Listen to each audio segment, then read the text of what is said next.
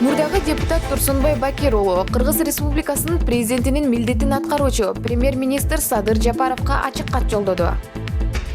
Турсунбай Бакир Уулунун АЧЫК КАТы төмөндө толугу менен 2011-жылы 13 ноябрда президенттик шайлоо бүтөөрү менен АКИпрессте пресс-конференцияда чогултканмын. Ошондо президентикке талапкер катары Алмаз Атамбаевге анын инаугурацияга чейинки кайрылганмын. Акаевди жана Бакиевди ажыдар деп жүрдүм, бирок өзүң эле келе албай туруп ажыдарга айланууну баштадың.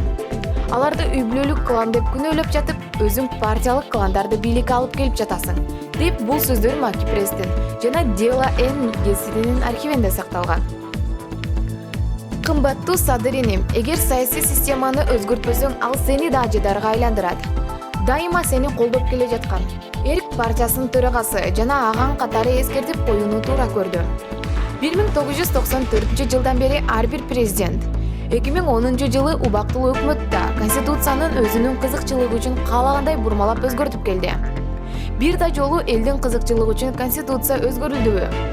2020-жылы 5-октябрь күнүндөн баштап эл үчүн иштебеген конституцияга жана бийликке эл нааразы болуп көтөрүлдү. Сен, Садыр, элди ишендирип, эл күткөн убадаларды бердиң. Баарыбыз кубандык. Кимдин сөзүнө киргениңди билбейбиз, бирок азыр бир мандаттуу округтар боюнча шайлоо жүргүзүү эрте экен. Кумтөрдү улутташтыруу маселе маанисин жоготту жана ушул сыяктуу сөздөрдүн күйөрмандарыңды ыңгайсыз акыбалга алып келүүдө.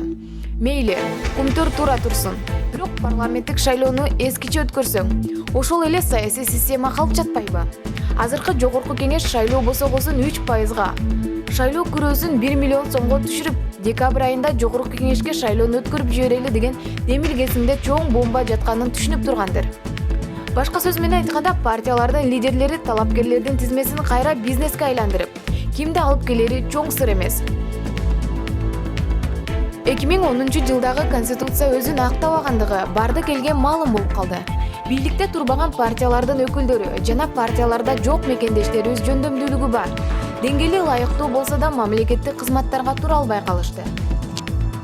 Ыплас шайлоолор аркылуу жогорку кеңешке келген партиялардын жетекчилери президент менен сүйлөшө коюп, өзүнүн адамдарын өкмөттүк курамга жана жергиликтүү бийликке киргизишип, элдин эмес, өзүнүн жеке маселелерин чечип келишкендиги элдин кыжырына тийип, мамлекетке ишенбөөнү тундуруп, мигранттардын санын көбөйттү. Эл көтөрүлбөгөндө 2020-жылкы балет шайлоонун натыйжада да өлкөбүздөгү саясий, социалдык жана экономикалык эң негизги руханий моралдык кризисти эбегейсиз күчөтмөк жана мамлекетти талкалоого алып келмек. Акылдуу адам башкалардын катасынан сабак алат, акылсыз адам өзүнүн катасынан да сабак ала албайт. Кыргыз эли башынан күч менен бийликти алмаштырууну 3 жолу кечирди. Эми өзүн актабаган, мамлекетти туңгуюктан чыгара албаган, саясий системадан баш тартуу мезгили да келди. Садыр, эл ошону каалап жатат. Эрк партиясынын демилгесин сага дагы бир жолу эстейин. Сени жана элдин талабын колдогон саясий күчтөрдөн, юристтерден, экономисттерден жана жаш лидерлерден, руханий күчтөрдөн конституциялык кеңешме түзүп, конституциянын негизинен 1993-жылдагы вариантына элдин кызыкчылыгын камтыган, анча-мынча өзгөрүүлөр менен референдум аркылуу алып келген. Бул тарыхый шансты колдон чыгарып салсак, анда дагы эле чоң өлкөлөрдүн көзүн тиктеген, өзүнүн элин бага албаган, табигый байлыктардын кийинки муундарга калтырбай сатып түгөткөн, жада калса жерлерибизди да коңшу өлкөлөргө берип салган өлкө катары кала беребиз. Садыр, Кыргызстаныбыз дүйнөдө бирөө эле. Баарыбыз киришип, өлкөнүн тагдырын жакшы жакка өзгөртпөсөк, балдарыбыз, неберелерибиз кечирбейт. Катуу айтып салган болсом, мени кечирип кой, бирок сөздү учурунда айтпасаң, сөздүн атасы өлөт деген макалды даанышман ата-бабаларыбыз бекеринен айтпагандыр. Садыр, сенин мекенчилигиңде, сенин чечкиндүүлүгүңө, сенин эркиңе эч ким шек санабайт. Болгону элдин талабын тезирээк аткарып коюуга гана сени чакырып кеттим.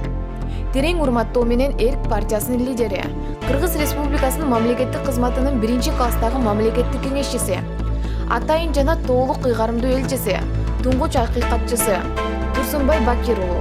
Булак Назар Ньюс.